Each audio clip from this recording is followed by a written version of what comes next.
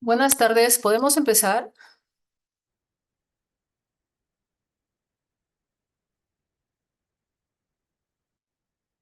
Nadie me contesta, o sea que estoy sola en el aula. Buenas tardes, doctora. Sí, claro, puede comenzar. Gracias por darme el pase, muy amable. Muy bien, hoy día, continuando con las clases, hoy día me tocan las dos clases, así que por favor, cojan un buen asiento porque vamos a hacerlo casi seguido. Casi porque hay que entrar a otro link, me parece.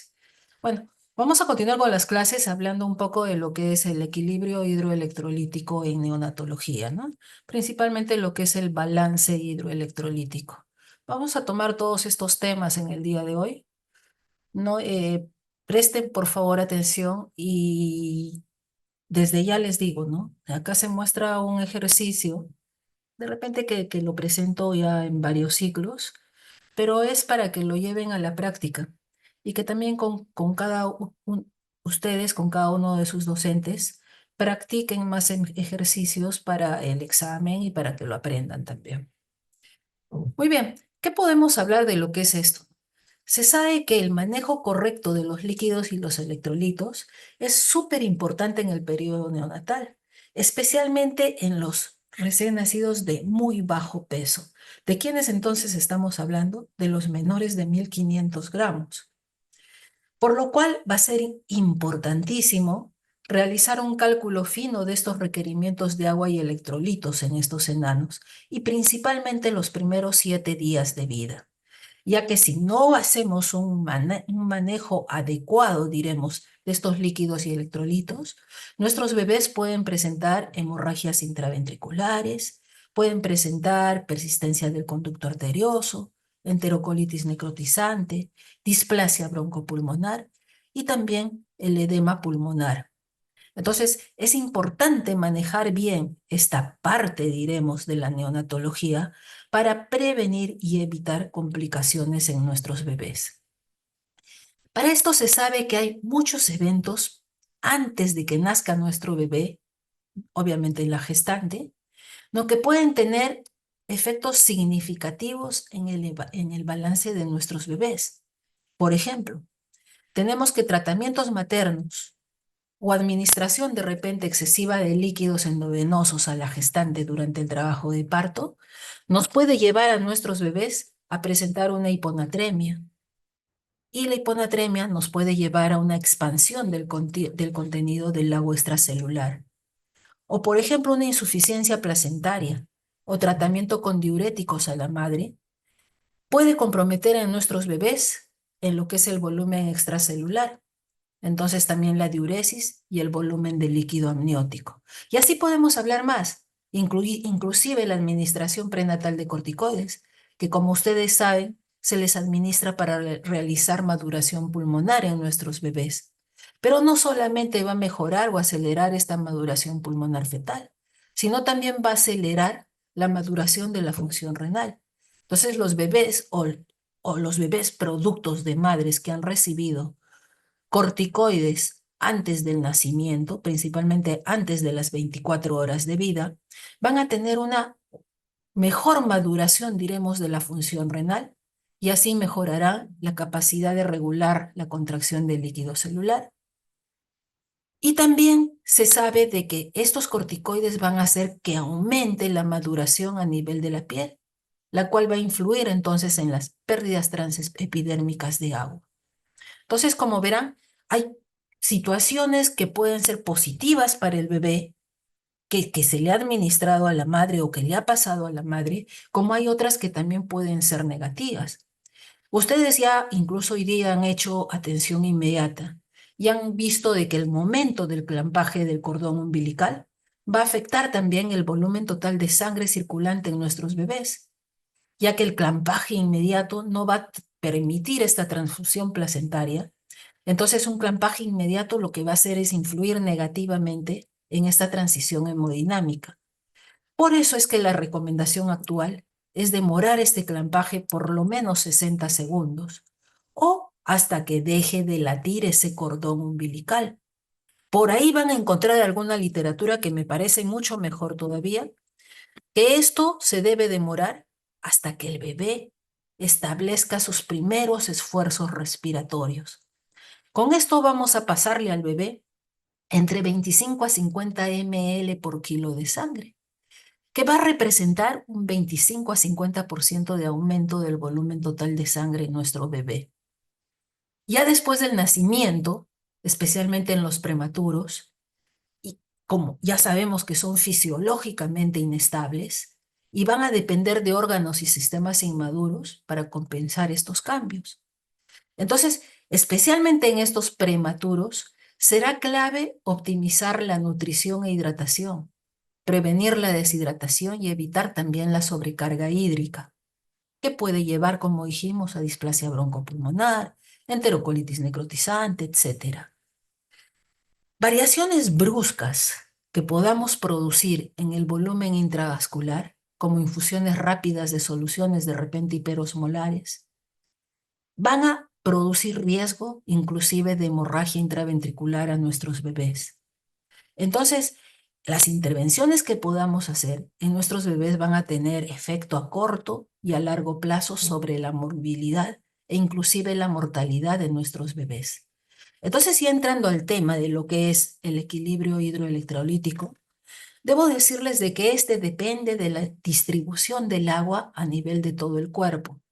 Entonces, será del ingreso de agua y de sus pérdidas, las cuales van a variar en función de la edad gestacional de nuestros bebés. Sabemos que las necesidades hídricas en el recién nacido van a depender del peso al nacer, la edad gestacional, es decir, el grado de madurez que tengan, la carga renal de solutos de los alimentos administrados, la función renal, pérdidas renales e intestinales, pérdidas insensibles, inclusive de la respiración, de la temperatura, también podríamos decir. ¿Y qué factores van a afectar este equilibrio hidroelectrolítico? Son tres principalmente de los cuales vamos a tratar, como es la distribución del agua corporal, pérdidas insensibles y las características de la función renal. Si hablamos de la distribución o la composición, perdón, del agua corporal total, se sabe que aproximadamente el 60, hasta más diría 75% del peso corporal del recién nacido a término es agua. Y en el prematuro llega hasta un 84, 85%, principalmente en los menores de 30 semanas. Sabemos que hay dos grandes compartimientos en el organismo, el intracelular y el extracelular, llamado también intravascular e intersticial. Al nacimiento vamos a tener mayor cantidad de agua corporal total, pero a expensas del extracelular. Ni bien pasan los días, habrá un traspaso del agua, del intra al extracelular, produciéndose, como vamos a ver luego, una diuresis compensadora en los primeros días de vida. Y este es un cuadrito interesante, miren. El agua corporal total en el prematuro es aproximadamente 75-80%, dijimos, distribuido más a expensas del extracelular y menos del intracelular. En el atérmino es menos el agua corporal total, de 70-75%, distribuido más a nivel del intra como del extracelular, más o menos van por ahí. Y si nosotros lo vemos con el preescolar, ¿no? Que es ya casi como un adulto, tiene el 60% de agua corporal total, distribuido más a nivel del intracelular. Entonces, ¿qué pasa? Por ejemplo, una gestante que puede dar a luz a un prematuro de 32 semanas, este prematuro va a tener aproximadamente un 83% de agua corporal total, mientras que un a término tendrá 75%. Y conforme pasan los días entre la primera a la semana de vida, a los 10 días de vida, este agua va a llegar casi a lo del adulto, un 65%. Y acá está bien claro, ¿no? Al nacimiento, mayor cantidad de agua corporal total a expensas del extracelular, como que se va chupando y transfiriendo al intracelular en el transcurso de los días. Acá lo tienen, cómo está distribuido entonces esto. El intracelular aproximadamente 25% al nacer, posteriormente 30 a 40% del peso corporal, mientras que el extracelular, que es un 45% al nacer, y posteriormente es menos, ¿no? 20 a 25% distribuido en estos cuatro espacios: el intravascular, el intersticial, transcelular y el tejido conectivo y óseo. Se sabe que durante los primeros días de vida, entonces, se va a considerar fisiológico mantener a nuestros bebés en un balance hídrico negativo, ¿no? ¿Para qué? Para que permita la contracción de este extracelular. Entonces, ¿qué vamos a esperar los primeros 7 a 10 días de vida? Llámense en prematuros o en atérminos, una pérdida de peso. Obviamente los atérminos van a perder menos que los prematuros. Se dice que el atérmino pierde aproximadamente entre 7 a 10% en la primera semana de vida, mientras que el prematuro pierde entre 15 a 20% en la primera semana de vida. Entonces, también se sabe que todo recién nacido tiene, hablando ya del siguiente, diremos, estuvimos por acá, ¿no? De qué espacios están ahí, ya me pasé mucho. Hablamos de distribución del agua corporal, pérdidas insensibles y características de la función renal. Vamos a pasar a lo que son características de la función renal, ¿no? Todo recién nacido, dijimos, tiene menor capacidad de concentrar la orina, entonces va a tener índices de filtración bajos. El prematuro tendrá todavía más bajo, ya que tiene un flujo sanguíneo renal principalmente muy inferior. Este va a aumentar recién este flujo sanguíneo a partir de las 34 semanas de edad gestacional. Miren, la concentración urinaria en adultos llega entre 1300 a 1400 miliosmoles. En los sanos, los recién nacidos a términos sanos, no alcanzan ni siquiera 900 miliosmoles. Y los prematuros, mucho menos todavía es la osmolaridad urinaria. Entonces, sabemos también que la tasa de filtración glomerular adecuada recién se va a alcanzar en la semana 34 de gestación y se va a completar entre la semana 38 a 42, o sea, entre 4 a 8 semanas de vida postnatal. La capacidad del riñón, entonces, del recién nacido para concentrar esta orina es mucho menor que la del adulto. El recién nacido me puede concentrar hasta 50 miliosmoles por litro, mientras que el adulto 800 miliosmoles por litro como mínimo. Entonces, será más fácil que nuestros bebés tengan mayor riesgo para deshidratarse o también para sobrehidratarse, tener sobrecargas de líquidos. Entonces, ahora entenderá mejor por qué tenemos que hacer un manejo meticuloso de lo que es el equilibrio hidroelectrolítico. Evidentemente, los prematuros tienen más dificultad para manejar tanto estas sobrecargas como estas restricciones, diremos, de los líquidos y electrolíticos, ¿no? Y tras el parto, lo que va a pasar es un aumento lento de la perfusión vascular hacia el lecho renal. Tenemos algunos marcadores para un adecuado balance hidroelectrolítico. En los primeros días de vida tenemos principalmente tres, que tenemos hasta cuatro, diría yo, que tenemos que tenerlo siempre presente. El gasto urinario o flujo urinario, que es acá dice 1 a 3, en realidad es 1 a 5 ml por kilo hora. La osmolaridad de la orina, que debería estar en los atérminos principalmente entre 1008 a 1012. El dosaje de sodio sérico y el delta de peso, la pérdida de peso, que dijimos que en los primeros días de vida, los primeros 7 días de vida, un atérmino perdía 10% y un prematuro entre 15 a 20%. ¿Qué problemas puede haber que puedan alterar esto? Tenemos fisiológicas, pérdidas insensibles. 2/3 de esas pérdidas insensibles se producen a través de la piel, mientras que 1/3 puede ser a través de la respiración, el aumento de la temperatura, etc. También fisiológicas tenemos la orina, las deposiciones, el sudor. Mientras que las patológicas, vómitos, diarreas, e inclusive terceros espacios, ¿no? A veces encontramos bebés edematosos, pero de repente con balances negativos. Entonces, ¿cuáles son las fases de la excreción de líquidos, jóvenes?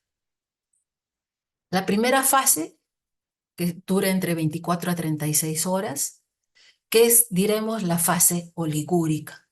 Hay escasa diuresis debido a la baja filtración glomerular, ¿no? A la baja fracción excretada de sodio, y va a ser independiente de los líquidos aportados.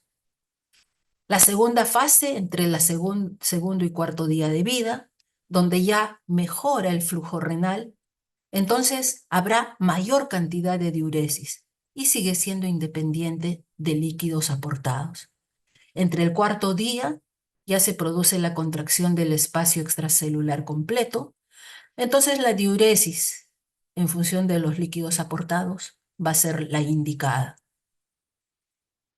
Se dice que no se alcanza hasta el segundo día de vida esta función renal, lo cual va a llevar a una disminución de la diuresis, lo que decíamos de la fase oligúrica en las primeras 24 horas. Y a partir del segundo día recién había la fase poliúrica y también de la natriuresis, que es secundaria a inmadurez tubular. Entonces, ¿cuáles son los cambios de los líquidos durante la transición? La fase 1, que es esta es otro tipo de fase, diremos, no la anterior, ¿no? Que se llama también fase oligúrica en primeras horas de vida, ¿no? Seguida de fase diurética, dijimos, con pérdida de sodio en las siguientes horas de vida.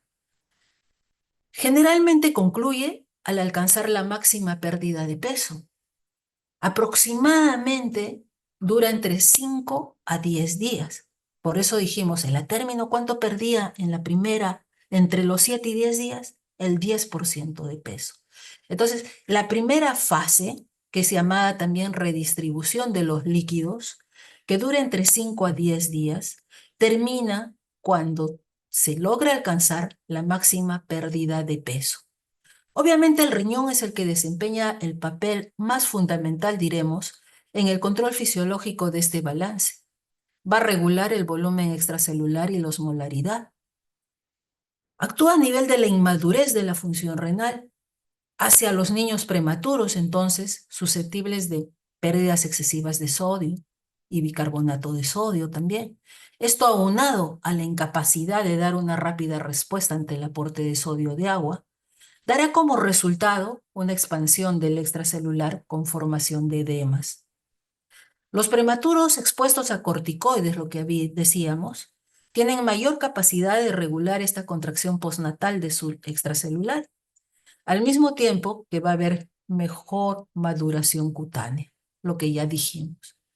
La fase 2 de estos cambios, esta transición, diremos, de los cambios en los líquidos en nuestros bebés, llamada también intermedia, dura de 7 a 20 días. Esta ya es dependiente de los aportes que le demos, de la situación clínica de nuestros bebés y del aporte parenteral y enteral de nuestros bebés. En esta fase, después de los 7 días, ya concluyó la contracción del extracelular, decíamos. Y también va a disminuir la pérdida de agua y sodio por la piel, por la orina y por la natriuresis, por la pérdida de sodio por la orina. Y dura al menos 7 a 20 días y aproximadamente a los 20 días se va a recuperar el peso que se ha perdido. Perdí hasta los 10 días y de ahí empiezo recién a que mi bebé suba de peso hasta recuperar el peso del nacimiento aproximadamente a los 20 días. Y la fase 3 ya se llama la de crecimiento estable, donde lo que ya va a haber es una ganancia de peso con balances positivos, ya debemos mantener acá, de agua y sodio. La piel obviamente está más madura, ya está cornificada. En esta fase, después de los 20 días, ya va a haber un aumento constante de peso. Entonces mi curva de peso va a ser hacia arriba, se va a elevar. Se dice que un recién nacido sano debe subir aproximadamente 20 gramos por kilo de peso al día. 20 gramos por día, perdón. Y obviamente en esta fase ya encontramos un balance positivo tanto de agua como de sodio. Y por último hablamos de lo que son las pérdidas insensibles. Estas pérdidas se producen a través de evaporación del agua, a través de la piel, las mucosas. Se dice que los 2/3 es a través de la piel, como les decían antes, y 1/3 a través del tracto respiratorio. La variable que más influye, obviamente, es la madurez de nuestros bebés. Cuanto más prematuro entonces es mi bebé, perderá más agua a través de pérdidas insensibles que cuanto más a término sea mi bebé. Miren, el a término puede perder 12 ml por kilo día y un prematuro puede perder hasta 200 ml por kilo día, ya que hay mayor permeabilidad de la piel inmadura, mayor vascularización cutánea y mayor superficie corporal. Entonces tendrá mayores pérdidas insensibles. Esto también está acá demostrado. Y miren, cuanto menos peso tiene mi bebé va a perder más pérdidas insensibles, más a través de pérdidas insensibles. Entonces, para hacerle el cálculo del balance, cuanto más prematuro sea, tendremos que calcular con estos parámetros de repente. Evidentemente, estas pérdidas insensibles en el prematuro extremo van a ir disminuyendo en las primeras semanas de vida y van a alcanzar valores similares a lo que perdió un a término recién en la segunda a tercera semana de vida postnatal. Evidentemente, estas pérdidas también hay que añadir las pérdidas por orina, por heces. Por heces es aproximadamente 5 a 10 ml por kilo día. Por orina, 50 a 70 ml por kilo día, lo que equivale a 1 a 5 ml por kilo hora en los primeros días de vida. ¿Qué elementos afectan estas pérdidas insensibles? La madurez, dijimos. Cuanto más inmaduro es mi bebé, tiene mayores pérdidas insensibles.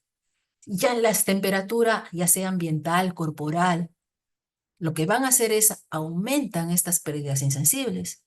Una alza térmica va a aumentar las pérdidas insensibles, mientras que si yo a la incubadora le aplico una humedad, esta humedad va a reducir, va a disminuir las pérdidas insensibles. Si hay lesiones dérmicas, heridas de repente en mi bebé, estas van a aumentar las pérdidas insensibles de acuerdo a la extensión de la herida que tenga. Un calefactor radiante, miren, aumenta las pérdidas insensibles. También la fototerapia, pero ahora que se usa en reanimación bolsas plásticas en los más prematuritos, esto va a hacer que disminuya las pérdidas insensibles. Entonces, como ven, las pérdidas insensibles no las podemos medir directamente, perdón, pero se pueden estimar, ¿no? Hasta ahora no hay un consenso a nivel mundial, diremos, cuánto pierde un prematuro de 20 semanas, 24 semanas, o de menos de 500 gramos, más de 700 gramos, qué sé yo, cuánto pierde, no lo hay. Para efectos prácticos les estoy poniendo estos valores, que van a perder todo el recién nacido entre 0,5 a 12 ml por kilo hora. Los a término entonces perderán entre 0,5 a 1 ml por kilo hora y los prematuros entre 1 a 2 ml por kilo hora. Si desean usan esto o también pueden usar la que mostramos por acá de acuerdo al peso, ¿no? Que es por kilo día. Entonces, ¿qué aspectos prácticos vamos a tener en cuenta para hacer el balance? La humedad ambiental de la incubadora. Si estamos usando ventilación mecánica, este ventilador tiene que tener aire humidificado, ya que todo ello va a disminuir las pérdidas insensibles hasta un 30%. La fototerapia, por decir, especialmente las antiguas, las modernas ya casi no producen este problema, pero las antiguas aumentaban las pérdidas insensibles hasta un 40%. En los prematuros menores de 30 semanas, podemos aumentar la humedad relativa de la incubadora, fíjense, hasta un 85% para evitar estas pérdidas insensibles hasta los 14 días de vida. Y un parámetro clínico fundamental en todo balance es pesar todos los días a mi bebé para ver cuánto está perdiendo de peso o si es que está ganando, no lo sé. Entonces, para hacer el balance, ¿qué debemos evaluar? Los ingresos y los egresos de líquidos y electrolitos. Para calcular los líquidos debemos determinar si queremos un balance positivo, negativo o neutro. Esto ya es para hacer las indicaciones para el día siguiente, ¿no? Además, habrá que considerar el peso, los días de vida y el estado clínico del paciente. Dijimos que los primeros días de vida, y es la tercera creo que vez que les repito, debemos mantener un balance negativo. Y tener cuidado en mantener balances negativos en los primeros días de vida, no solamente en todo bebé, sino principalmente en bebés que nacen con asfixia o tienen problemas cardíacos tipo ductus arterioso persistente. ¿Cómo calculamos los ingresos y las pérdidas? Ingreso es todo lo que entra, entonces será aporte de líquidos. Será importante consignar entonces realmente todo lo que ha ingresado de acuerdo con la hoja que hace enfermería. También considerar aportes adicionales, como lavado de catéteres, la administración de medicamentos, que muchas veces no la consideramos. Pero a veces administrar un antibiótico me implica pasarle de repente a un prematurito 5 cc de líquido más, que eso podría llevarle a un balance de repente más positivo si es que no calculo bien mis indicaciones también con los medicamentos que se está administrando. Y las pérdidas, las medibles son fáciles, ¿no? Diuresis, deposiciones, vómitos, qué sé yo. Las pérdidas insensibles son las difíciles de repente o imposibles de medir, pero las vamos a ir calculando. Entonces, el balance va a ser la diferencia de los ingresos menos los egresos. En los ingresos, rapidito, lo volvemos a repetir, ¿no? Hidratación parenteral, nutrición parenteral, infusión continua de medicación, infusión intermitente, llámense antibióticos, qué sé yo, expansores de volumen, transfusiones, aportes enterales. En los egresos, diuresis, pérdidas insensibles, pérdidas por drenajes, por ostomías, sangrado. De repente también la sangre que saca el laboratorio. Lo que pasa es que es difícil sacar eso. Entonces, ¿qué nos dice la Academia Americana de Pediatría? Si son transfusiones de hemoderivados, deben ser cuantificados, pero no deben ser incluidos en el balance, especialmente ¿de qué? Del paquete globular. El volumen de sangre extraída para muestras de laboratorio también debería ser cuantificado, pero no debe ser incluido en el balance de ingresos-egresos porque son mínimas cantidades. En teoría se utilizan micrométodos. Entonces, para calcular el balance hidroelectrolítico, debemos considerar no solamente esto que les decía de ingresos menos las pérdidas, sino también la variación del peso, el delta de peso, que dijimos que también tenía que ser negativo. Y es como una balanza, ¿no? ¿A qué lado se me va? Si se me va a los ingresos, será un balance positivo, la balanza. Si la balanza se me va hacia los egresos, será un balance negativo. ¿Qué análisis de laboratorio debemos pedir a nuestros bebés? Estamos hablando de los pacientes críticamente enfermos, que si hacemos el balance. En un término sano, no tenemos por qué hacer balance, porque es más, yo no puedo medir la cantidad de leche que le está dando su mamá, salvo que la pese antes, después, etcétera, y sería muy engorroso y no me ayudaría además, porque está sano en teoría. Mientras que en nuestros bebés críticamente enfermos, sí. Entonces, en forma periódica y seriada, nuestros bebés debemos pedir dosaje de electrolitos séricos, glucosa, urea, creatinina, cómo va su hematocrito, cómo van sus gases arteriales, y en orina mediremos volumen, densidad, ¿no? Y en lo posible pruebas también que detecten sangre, glucosa, el pH de la orina, cómo están las proteínas en la orina, etcétera. El enfoque práctico según Winters, es mantener un balance neutro después de la semana de vida. La primera semana de vida dijimos un balance negativo. En el recién nacido hay variantes. Se habla de pérdida fisiológica, de peso, el estado clínico, no si hay edemas, membrana hialina, problemas cardíacos, qué sé yo. Entonces dicen que el método propuesto por este autor, Boiniao y Levy, hablan del control del déficit osmolar y de volumen, es decir, cambios en el agua corporal y su distribución en los compartimientos en el intra y extracelular, que está sujeto principalmente a tres aspectos: mantenimiento de niveles normales de agua y electrolitos, reponer los déficits y calcular e incorporar las pérdidas concurrentes, ¿no? Y acá recuerden, por favor, suave con mi cordón. Hay que esperar esa transfusión, ese que deje de latir el cordón, como han visto en atención inmediata en nuestros bebés. Entonces, si hablamos de requerimientos y manejo, especialmente en los prematuros de muy bajo peso, debemos cumplir los siguientes objetivos. Debemos permitir que ocurra la contracción fisiológica postnatal del extracelular. Apuntar también a una pérdida gradual de peso corporal entre 10 a 15%. Lograr un balance negativo de líquidos y sodio en los primeros 3 a 5 días de vida. Y minimizar las pérdidas transepidérmicas de agua, colocándole un microclima de humedad dentro de la incubadora, utilizando sábanas plásticas, nidos, y evitar también el uso de fuentes de calor radiante. Entonces, ¿qué se debe considerar para calcular el aporte de líquidos y electrolitos? ¿No? Tener en consideración cuánto de líquido requiere mi bebé para la formación de orina. Habrá que aportar entonces la cantidad de líquidos que permita una orina con una concentración adecuada, con un mínimo de 250 miliosmoles por litro. ¿Qué cantidad de líquidos necesitará mi bebé para reponer estas pérdidas insensibles? También considerar las pérdidas gastrointestinales. Sabemos que en los primeros días de vida son escasas.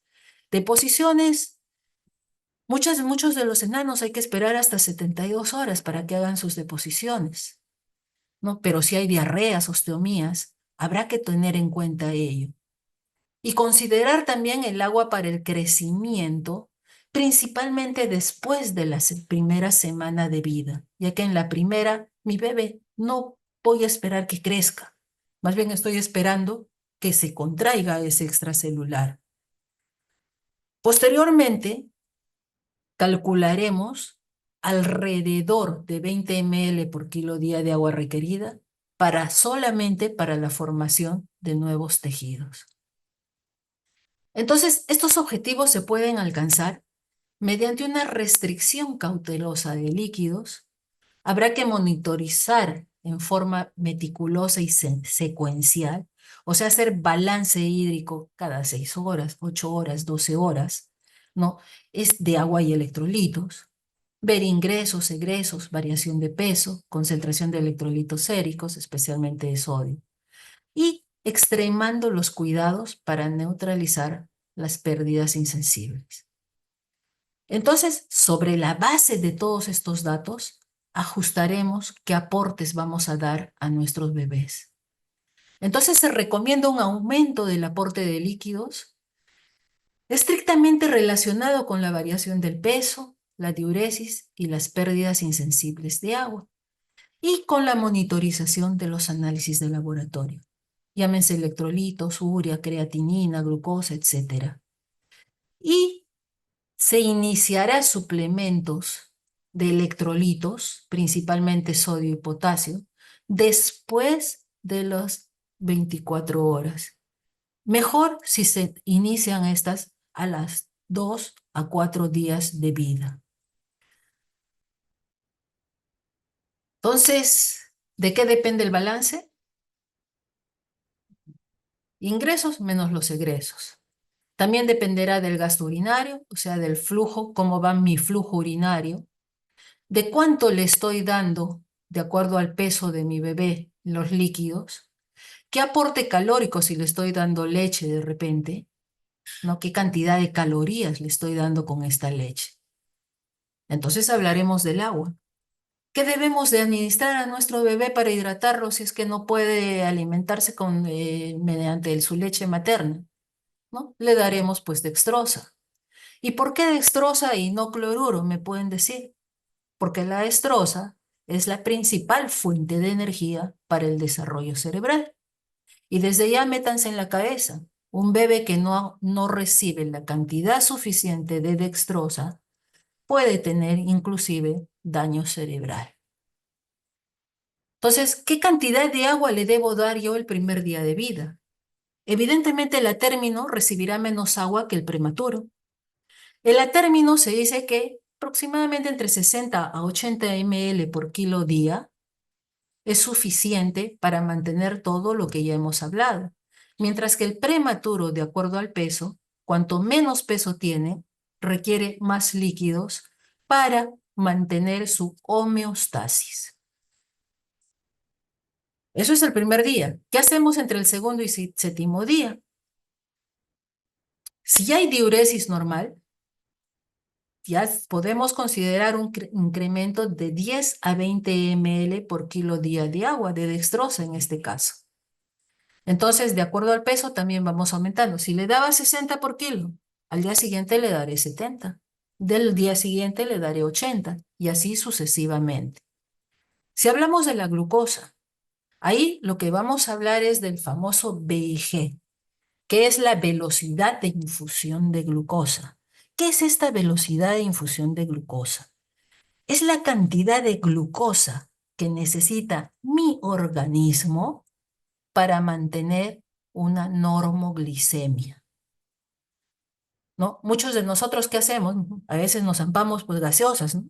Ahí estamos aumentando más la glucosa. ¿Y qué estamos haciendo? Nos estamos engordando. De repente otros toman solo agua y mantienen su peso normal, que sería lo ideal, ¿no? Pero también tenemos comidas que tienen glucosa. Entonces es solo la cantidad de glucosa, de dextrosa que necesita mi organismo para mantenerme en normoglicemia. En los bebés es lo mismo, sino que necesitan de repente más glucosa que nosotros, porque dijimos que también ayuda al desarrollo cerebral. Nosotros ya estamos viejos, ya no necesitan, ya nuestro cerebro ya no va a desarrollar más. Si se quedó atrofiado, pues ya es para toda la vida. El atérmino necesitará entonces menos velocidad de infusión de glucosa que el prematuro. Miren, el atérmino 4 a 6 miligramos por kilo minuto, el prematuro 6 a 8. ¿Ya? Pero también se sabe que los prematuros, especialmente los extremadamente bajo peso, es decir, los menos de 1000 gramos, no toleran peor esta glucosa. Esto empezaremos entonces el VIG el primer día entre 4 a 6, 6 a 8, y a partir del segundo día, ¿no? También entre 4 a 8, que estamos entre los valores límites, diremos, no siempre con controles de glucosa. El famoso hemoglucotés nos ayuda mucho. Y si necesita más de glucosa, iremos aumentando lentamente de uno en uno o de dos en dos este VIG. Esta es la famosa fórmula del VIG, que les recomiendo que se la aprendan de memoria. Les podría explicar de dónde sale, pero nos vamos a demorar hasta mañana. Entonces, apréndansela nada más, que es igual a la concentración de destroza por el volumen total del endovenoso. Esto multiplicado por una constante que es 10, dividido entre 1440 por el peso. ¿Qué hacemos con el sodio? Sabemos que el sodio es el primer catión del extracelular. Entonces regula el volumen del extracelular. Va a ser fundamental para la determinación de la osmolaridad entonces en el extracelular y el mantenimiento del volumen del intravascular. Entonces actúa a nivel del equilibrio del agua, que va a ser el que determine su concentración plasmática. Entonces es necesario medir este sodio, principalmente en los prematuros y en pacientes de alto riesgo, en las primeras 24 horas de vida. De ahí se irá midiendo cada 24 a 72 horas en los primeros 7 días de vida. Y en los menores de 1500 se recomienda una medición cada 24 horas. El potasio. Sabemos que el potasio entonces será el principal catión del intracelular, ¿no? Sus alteraciones van a provocar trastornos graves e inclusive fatales en nuestros bebés.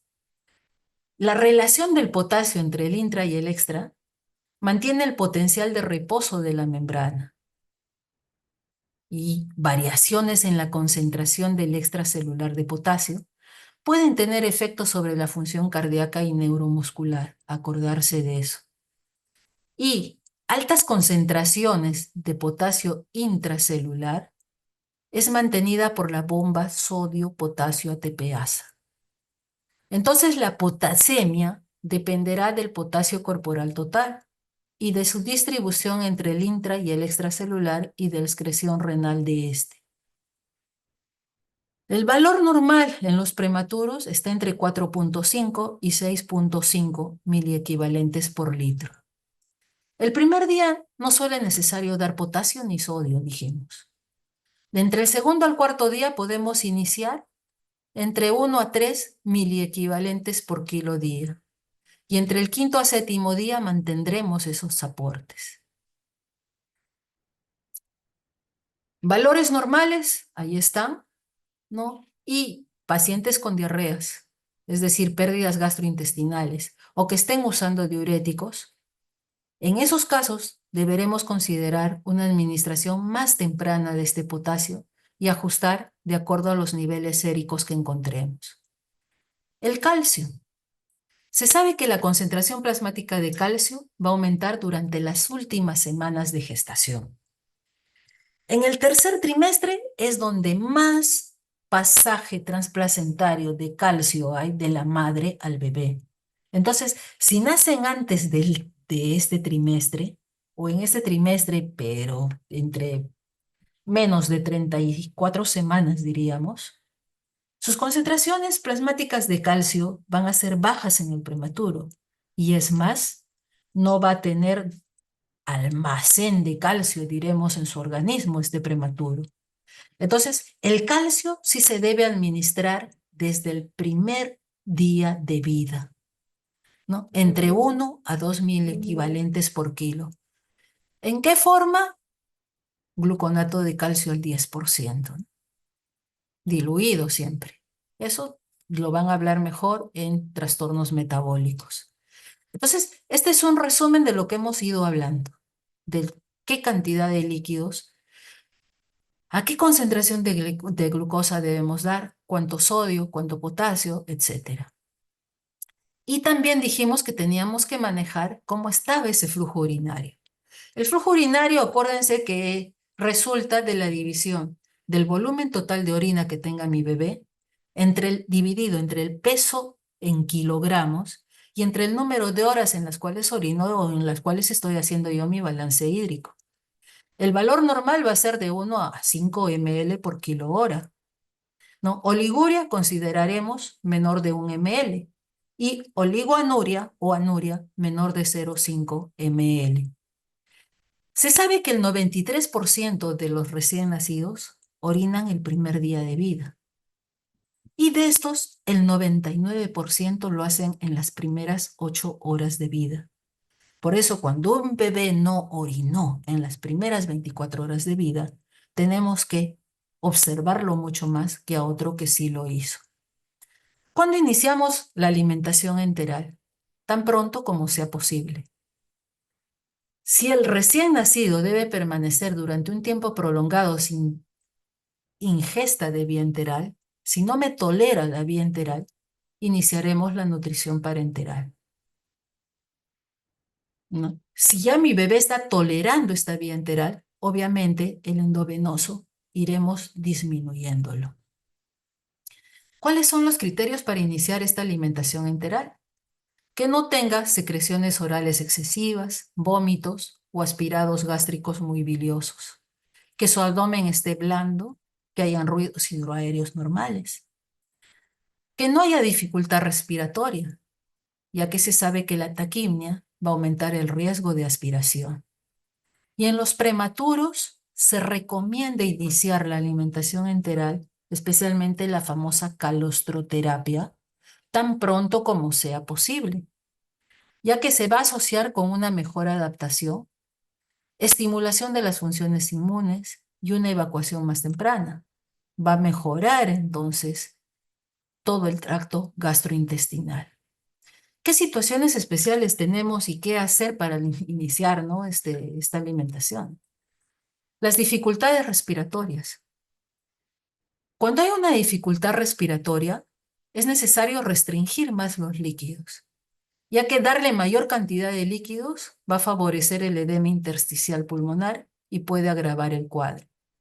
Cuando hay recién nacidos con insuficiencia cardíaca, también deberemos restringir líquidos y evaluar cómo está la clínica y los análisis de laboratorio.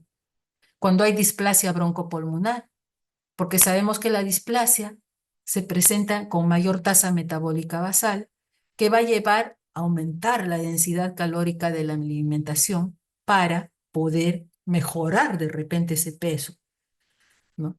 Pero sin variar volúmenes. Entonces le daré menor cantidad de repente de leche, pero más concentrada, con mayores cantidad de calorías en volúmenes pequeños. Acá tenemos un ejemplo de un balance hídrico.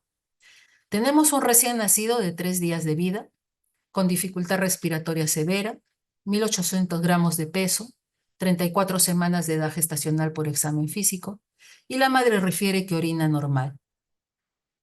Ingresa por la dificultad respiratoria severa principalmente, ¿no? Y le indican desde emergencia hidratación parenteral y nada por vía oral. Como es el 3er día de vida, dijimos prematuro, empezamos dificultad respiratoria, decíamos de 80 a 100. Con dificultad respiratoria lo mínimo podría ser 80, pero si hay y más prematuro, le inician con 70 de repente el primer día, ¿no? Vamos subiendo de 10 en 10 el 10, o sea, 80 el segundo día. Perdón, empezaron con 80, 90 el segundo día, 100 sería el 3er día. Pesa un 800, entonces sería 180 ml por día. Esto para ver la cantidad de microgotas o cc por hora se divide entre 24. Acuérdense de cirugía cómo se halla el número de gotas que debo administrar yo a mi bebé. 3er día ya le doy electrolitos, ¿no es cierto? Sodio, que le puedo dar de 2 a 4, entonces le doy 3. Potasio, de 1 a 3, le doy 1. Perdón, le doy 2. Entonces acá tenemos la cantidad que le voy a dar de sodio y potasio. Glucosa, dijimos, B y G entre 4 a 8, es un prematuro. Le damos, empiezo con 5. De repente su glucosa ha estado bien cuando llegó. Le empiezo con 5 miligramos por kilo minuto, que me equivaldría para el volumen que yo le voy a dar 7,2% de dextrosa. 7,2 difícil que me prepare la enfermera, pero sí 7,5 que le daría un poquito más de 5 miligramos por kilo minuto. El calcio, generalmente el gluconato de calcio se le da de 1 a 2 ml por kilodosis, por 4 dosis. ¿No? Le damos de 1, 1,8, siempre diluido con la misma cantidad de agua. Y ojo, tener cuidado con dos cosas cuando damos el calcio. Una, controlar siempre la frecuencia cardíaca, porque el calcio puede producir bradicardias y paro en diástole. Y que no se extravase, o sea, que tenga una buena vía para administrar calcio, ya que produce necrosis de piel y puede llevar inclusive a cuadros de fasciitis necrotizante. Le indicaron estas cantidades, ¿no? Y lo vuelven a evaluar al día siguiente. Le habían pasado 180 ml de destroza, ¿no? Orinó 250, deposiciones 30, vómitos 20, y de 1.800 pesa 1.650 y se evidencia fontanela deprimida. ¿Qué habría pasado? Se deshidrató, pues mi bebé, ¿no? De repente le di poco líquido. Entonces hago el balance. Ingresos, 180. La diuresis, todo lo que es medible primero, 250. Pérdidas insensibles, 1,5 por kilo por el peso anterior siempre para hallar pérdidas insensibles, ojo, el peso actual desde ya se los voy diciendo, solamente me sirve para ver cómo está yendo su curva de peso, su variación de peso, su delta de peso. Pero todo el balance se hace con el peso anterior. Entonces vemos que me sale todo esto de los egresos 364,8. 180 menos 364 está en un balance totalmente negativo de menos 184,8 con un delta de peso igual de menos 150. Miren, se quiso hallar el flujo urinario. Me sale que está alto, 5,78. Está haciendo poliuria. ¿Por qué? Probablemente sea una diuresis osmótica. Le estoy dando un VIG de repente adecuado, pero de repente para lo que tiene mi bebé con la dificultad respiratoria, estoy haciendo que se concentre más y elimine más orina por ende. Este mismo paciente, ya estamos ya en su cuarto día de vida, ¿no? Le habían pasado los 180 que está indicado, presenta una diuresis de 30 ml, deposiciones de 20, vómitos de 10 y pesa 1.820 gramos y evidencia fobea peritibial. ¿Qué pasó? Se pasaron al otro lado. Primero lo chupan, le producen un balance súper negativo y después le empiezan a dar más líquidos para mejorar eso y lo llevan para el otro lado. Entonces hacemos lo mismo que hicimos en antes y me sale de que tiene un balance positivo de más 55,2 con el delta de peso de más 170. Entonces, de repente, este ejemplo está como para demostrarles muchas cosas que no debemos hacer y debemos hacer un balance más meticuloso, no para hacer las indicaciones también más meticulosas. Gracias, estoy terminando 3:30 en punto. Si hay alguna pregunta, por favor. Tenemos la siguiente hora también nosotros, así que vamos a continuar haciendo, pero ya otra clase, ¿no? Pero si hay preguntas, pueden prender su micrófono y hacerlas.